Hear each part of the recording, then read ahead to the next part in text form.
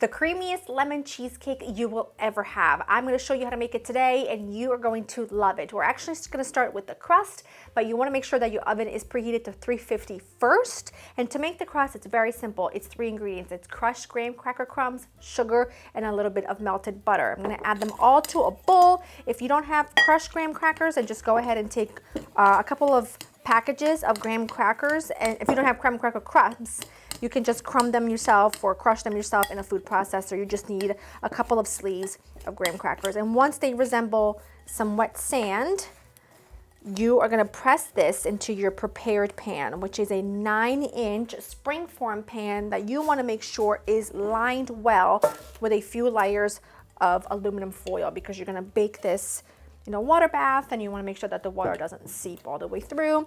And then just using your hands or even a measuring cup or just like a cup, the bottom of a cup, you just want to press this in the bottom and a little bit up the sides of your pan.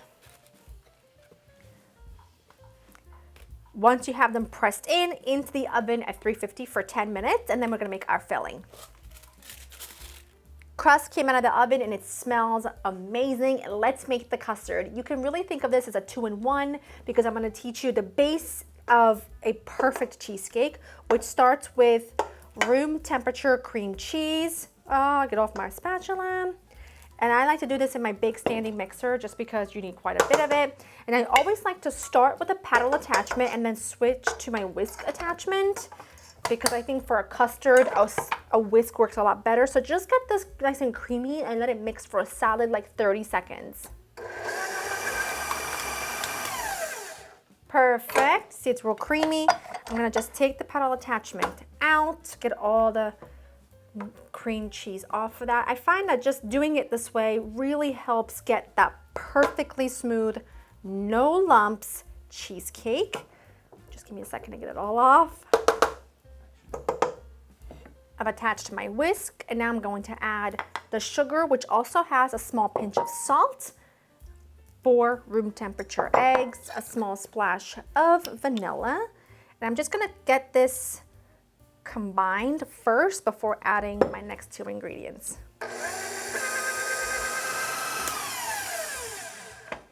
That's really nice and creamy. I'm gonna just scrape the sides of my bowl just to make sure everything is getting well incorporated. Ah, I lost my whisk. Now you're gonna add some sour cream. Now, if you wanted to make a plain cheesecake and maybe top it with a different topping, this is where you would end. This is where your filling would be like the perfect creamy plain cheesecake. But because this is a lemon cheesecake, it would be nice if I added the lemon portion. Freshly squeezed lemon juice and lemon zest all go in. And I'm just gonna mix it until well combined. That is pure perfection. Just make sure you grab some stuff that was stuck on the bottom. I'm just gonna switch back to my spatula and just, work it in there. You want that to be pretty smooth. That looks good. Okay, I'm gonna pour this into my crust. Perfect. It's creamy, it's gorgeous. Now, you notice I put my pan in a larger vessel, and you want to make sure that the pan that you put it in is quite high, because I'm going to fill this halfway up with boiling water, and I'm going to pop it in my 350 oven for about an hour. At the 45-minute mark, take a look at it. If it's browning too much on the top, lightly tint it with some foil and let it continue to go for another 10 minutes or so, or until your cake on the outside around the edges looks set, but the center should still have a little jiggle. And I'm gonna pour the water in as I'm sliding it into the oven, because if I were to do it here and bring it over, the water's gonna go in the cheesecake and be a disaster. Been there, done that. Once it's there, you let it cook for an hour, you let it come to room temperature, take it out of the pan when it comes out of the oven, put it up and leave it there for room temperature until it cools completely. Cover and refrigerate overnight. And I'm gonna show you what one looks like that's been in the fridge since last night. This cheesecake was in the fridge overnight. Don't make the same mistake I did, and when you cover it with foil, let it touch the top, please. That's why I said lightly cover it with foil. But it's okay. Set in the fridge overnight. It is ready to be adorned with some lemon curd and some fresh whipped cream. Let's do the whipped cream first. In a bowl, I'm gonna add some heavy cream, obviously, small splash of vanilla, and I'm gonna just start getting this whisking, and then once it starts to thicken, I'm gonna add some confectioner's sugar.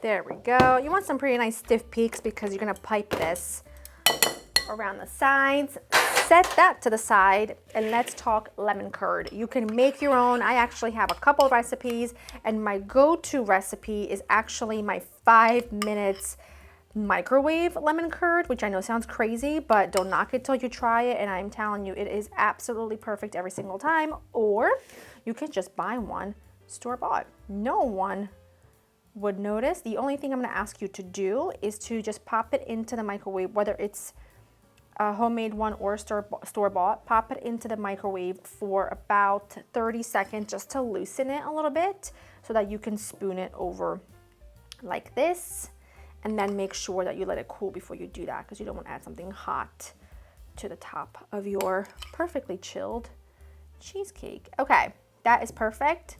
I am just going to take my heavy cream. I'm gonna pop it into my little piping bag and just pipe it around the edges. You can use any tip that you like. You can do any shape that you like. Will not hurt my feelings if you want to make something super fancy, but you know I am not about that fancy life. You're lucky I'm getting this cute. Dust a little bit of confectioner's sugar around the edges, maybe some fresh mint, maybe a few fresh lemons. I think that would be really beautiful, and I will do that when I serve it. But for now, I think I have earned a slice. Let me grab a plate, because we're getting some. Can you even stand it?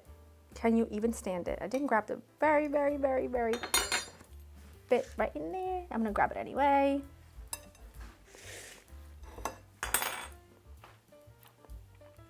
Get out of town, okay? Get out, put gas in your car, bounce. It is so sensational. I'm not sure if you can tell how creamy it is on the inside, but look at this. It is just, hold on.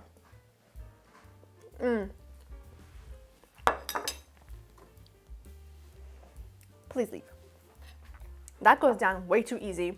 It will be your favorite cheesecake of all time. I just know it. And if you don't want to go the lemon route, you can go ahead and omit the lemon and substitute the curd for any kind of jam, or just do some whipped cream and you are in business. So it's really a 2-for-1. Go to laurainthekitchen.com for the written recipe. You're gonna want to make this because it's the best cheesecake you'll ever have in your entire life. Hope you enjoyed spending time with me, and I will see you in the next one. Bye-bye.